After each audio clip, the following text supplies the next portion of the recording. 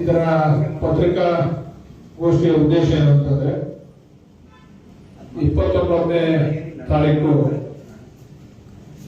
ಮುಂದಿನ ಶುಕ್ರವಾರ ಕೋಟೆ ಮೈದಾನದಲ್ಲಿ ಒಂದು ಕಾರ್ಯಕ್ರಮವನ್ನ ಸರ್ಕಾರಿ ಕಾರ್ಯಕ್ರಮವನ್ನ ಆಯೋಜನೆ ಮಾಡಿದೆ.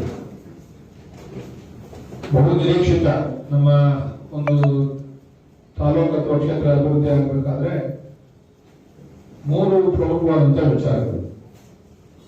ಒಂದು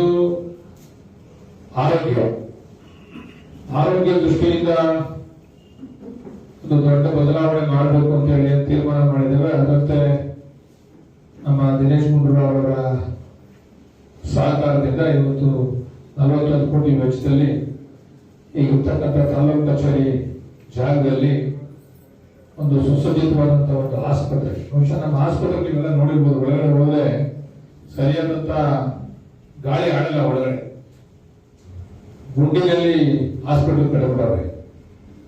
ಗುಂಡಿನಲ್ಲಿ ಹಾಸ್ಪಿಟಲ್ ಇರೋದ್ರಿಂದ ನಮ್ಮ ಯೋಜನೆಯಲ್ಲಿ ಕೂಡ ನೀರು ಸರಾಗವಾಗಿ ಆಚೆ ಹೋಗಲ್ಲ.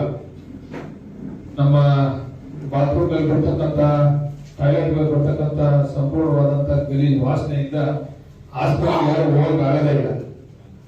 ಅದರಿಂದ ಒಂದು ಒಳ್ಳೆ ಹಾಸ್ಪಿಟಲ್ ಕಟ್ಟಬೇಕು ಅಂತ ಹೇಳಿ ನಮ್ಮ ದಿನೇಶ್ ಗುಂಡೂರಾವ್ ಸಾಹೇಬರು ಕಳೆದ ಒಂದು 4-5 ತಿಂಗಳಿಂದ ನಮ್ಮ ತಾಲೂಕು ಕರ್ಕೊಂಡು ಬಂದಿದೆ ಹಾಸ್ಪಿಟಲ್ ತೋರಿಸ್ಬೇಕು ಅಂತ ಹೇಳಿ. ನಾನು ಕೇಳಿದಂಥದ್ದು ತಾಯಿ ಮಕ್ಕಳ ಹಾಸ್ಪಿಟಲ್ ಕಟ್ಕೊಳ್ಳಿ ಅಂತ ಕೇಳಿದೆ.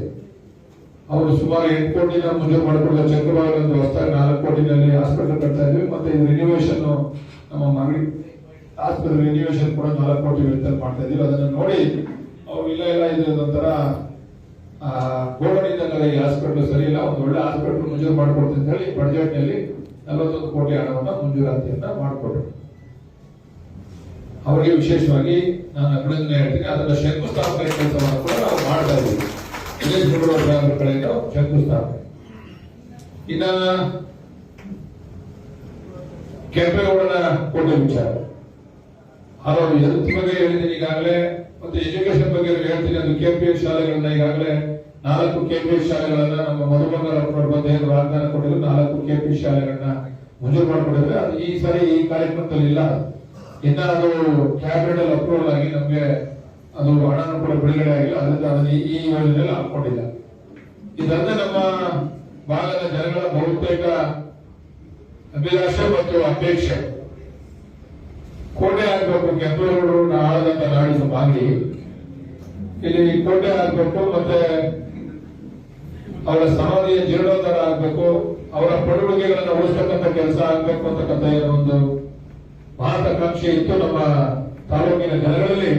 ಅದರಂತೆ ಇವತ್ತು ಸನ್ಮಾನ್ಯ ಉಪಮುಖ್ಯಮಂತ್ರಿಗಳಾದಂತಹ DK ಶಿವಕುಮಾರ್ ಅವರಿರ್ಬೋದು, ಪ್ರಮುಖವಾಗಿ ನಮ್ಮ ಲೋಕಸಭಾ ಸದಸ್ಯರಾದಂತ ಮಾಜಿ ಲೋಕಸಭಾ ಸದಸ್ಯರಾದಂತ DK ಸುರೇಶ್ ಅವರಿರ್ಬೋದು, ಅದಲ್ಲದೆ ನಮ್ಮ ರೆವಿನ್ಯೂ ಮಿನಿಸ್ಟರ್ ಆದಂತಹ ಸನ್ಮಾನ್ಯ ಕೃಷ್ಣ ಬೈರೇಗೌಡರ ಒಂದು ಸಹಕಾರದಿಂದ ಇವತ್ತು 103 ಕೋಟಿ ವೆಚ್ಚದಲ್ಲಿ ಒಂದು ಸುಸಜ್ಜಿತವಾದಂತಹ ಒಂದು ಕೆಂಪೇಗೌಡನ ಕೋಟೆಯನ್ನು, ಬಹುಶಃ ಕೋಟೆ ಅವರು ಅವಾಗ ಕಟ್ಟಿದ್ರು ಗೊತ್ತಿಲ್ಲ, ಅದಕ್ಕಿಂತ ಹೆಚ್ಚಿನದಾಗಿ ಈ ಸಾರಿ ನಾವು ಆ ಕೋಟೆನ ಪುನರ್ಜೀರ್ಣೋದ್ಧಾರ ಮಾಡ್ತಾ ಇದ್ದೀವಿ. ಈಗ ಟೆಂಡರ್ಗೂ ಕೂಡ ಹೋಗಿದೆ. ಇದು ಇನ್ನೇನು 1 ತಿಂಗಳಲ್ಲಿ ಕೆಲಸ ಪ್ರಾರಂಭ ಆಗ್ತದೆ. ಅದಕ್ಕೆ ಶಂಕುಸ್ಥಾಪನೆಯನ್ನ ಉಪಮುಖ್ಯಮಂತ್ರಿಗಳು ಕೃಷ್ಣ ಬೈರೇಗೌಡರು ಜೊತೆಗೆ ನಮ್ಮ ಉಸ್ತುವಾರಿ ಸಚಿವರಾದಂತ ನಮ್ಮ ರಾಮಲಿಂಗ ರೆಡ್ಡಿ ಅವರು ಎಲ್ಲರೂ ಸೇರಿ ಅದನ್ನ ಶಂಕುಸ್ಥಾಪನೆಯನ್ನ ನೆರವೇರಿಸ್ತಾ ಇದ್ದಾರೆ. ಅದೊಂದು ಕಾರ್ಯಕ್ರಮವನ್ನ ನಾವು ಮಾಡ್ತಾ ಇದ್ದೇವೆ. ಅದಲ್ಲದೆ ವಿವಿಧ ಕಾರ್ಯಕ್ರಮಗಳು ನಡೀತಾ ಇದ್ದಾವೆ. ಅಂದ್ರೆ ಇವತ್ತು ನಮ್ಮ NA ಸರ್ಕಲ್ ನ ಸುಮಾರು 2 ಕೋಟಿ ವೆಚ್ಚದಲ್ಲಿ ಅದನ್ನು ಕೂಡ ಅಭಿವೃದ್ಧಿ ಮಾಡ್ತಾ ಇದೀವಿ. ಸರ್ಕಲ್ ವಿಶೇಷವಾಗಿ ತಾಲೂಕು ಕಚೇರಿನ ನಾವು ಇಲ್ಲಿ ಏನು ಹಾಸ್ಪಿಟಲ್ ಜಾಗವನ್ನ ತಾಲೂಕು ಕಚೇರಿ ಜಾಗಕ್ಕೆ ನಾವು EO ಆಫೀಸ್ ಇದೆಯಲ್ಲ ಅಲ್ಲಿಗೆ ಶಿಫ್ಟ್ ಮಾಡ್ತಾ ಇದೀವಿ. 2 ಎಕರೆ ಜಾಗದಲ್ಲಿ ಹಾಸ್ಪಿಟಲ್ ಅಲ್ಲಿ ಶಿಫ್ಟ್ ಆಗೋದ್ರಿಂದ, ತಾಲೂಕು ಕಚೇರಿ ಅಲ್ಲಿ ಶಿಫ್ಟ್ ಆಗೋದ್ರಿಂದ ಸರ್ಕಲ್ ನ ಬಹಳ ಚೆನ್ನಾಗಿ ಇಂಪ್ರೂವ್ ಮಾಡಬೇಕು ಅಂತ ಹೇಳಿ ಮುಂದಿನ ದಿವಸದಲ್ಲಿ ಅದಕ್ಕೆ ಒಂದು ಒಳ್ಳೆ ಸ್ಪರ್ಶವನ್ನ ಅಭಿವೃದ್ಧಿ ಸ್ಪರ್ಶವನ್ನು ಕೊಡಬೇಕು ಅಂತ ಹೇಳಿ 2 ಕೋಟಿ ವೆಚ್ಚದಲ್ಲಿ ಅದನ್ನು ತಗೊಂಡಿದ್ದೀವಿ. ಅದಾದ್ಮೇಲೆ ನಮ್ಮ ಅಂಬೇಡ್ಕರ್ ಭವನ ಇತ್ತಲ್ಲ, ಈಗ ಅಂಬೇಡ್ಕರ್ ಭವನ ಅದನ್ನ ನಾವು ಈಗಾಗಲೇ ಪೂಜೆ ಮಾಡಿದೀವಿ. ಅದನ್ನು ಕೂಡ ಕೆಲಸ ಪ್ರಾರಂಭ ಮಾಡ್ತೀವಿ. ಅದನ್ನ ಆ ಜಾಗ ಈಗ ನಮ್ಮ ವೆಟರ್ನರಿ ಡಿಪಾರ್ಟ್ಮೆಂಟ್ ಅವರು ಈಗಾಗಲೇ ಅನುಮತಿಯನ್ನು ಕೊಟ್ಟಿದ್ದಾರೆ. ಅದನ್ನ ತೆರವುಗೊಳಿಸಿ ವೆಟರ್ನರಿ ಡಿಪಾರ್ಟ್ಮೆಂಟ್ ನಮ್ಗೆ ಇವತ್ತು ನಮ್ಮ ಆಫೀಸ್ ಕಾಂಪ್ಲೆಕ್ಸ್ ಇದೆಯಲ್ಲ, ನಮ್ಮ ಇದು NAS ರಸ್ತೆ ಅಲ್ಲಿ ಶಿಫ್ಟ್ ಮಾಡ್ತಾ ಇದ್ದೀವಿ. ಅಲ್ಲಿ ಶಿಫ್ಟ್ ಮಾಡ್ತಾ ಇರೋದ್ರಿಂದ ಆ ತಕ್ಷಣ ಈಗ ನಾವು ಅಲ್ಲಿ ಅಂಬೇಡ್ಕರ್ ಭವನ ಮತ್ತೆ ಹಾಸ್ಪಿಟಲ್ ಕೆಲಸನ ಅಲ್ಲಿ ನಾವು ಪ್ರಾರಂಭ ಮಾಡ್ತಾ ಇದ್ದೀವಿ. ಈಗ ಆ ಅಂಬೇಡ್ಕರ್ ಭವನದಿಂದ ಹಿಡಿದು ನಮ್ಮ ಕೆಂಪೇಗೌಡ ಸರ್ಕಲ್ ವರೆಗೂ ಟ್ಯೂಬ್ಲೈಟ್, ಹಿಂದೆ ಟ್ಯೂಬ್ಲೈಟ್ ಸರ್ಕಲ್ ಅಂತ ಒಂದು ಪರಿಕಲ್ಪನೆ ಇತ್ತು. ಹೆಸರು ಟ್ಯೂಬ್ಲೈಟ್ ಇರಲಿಲ್ಲ.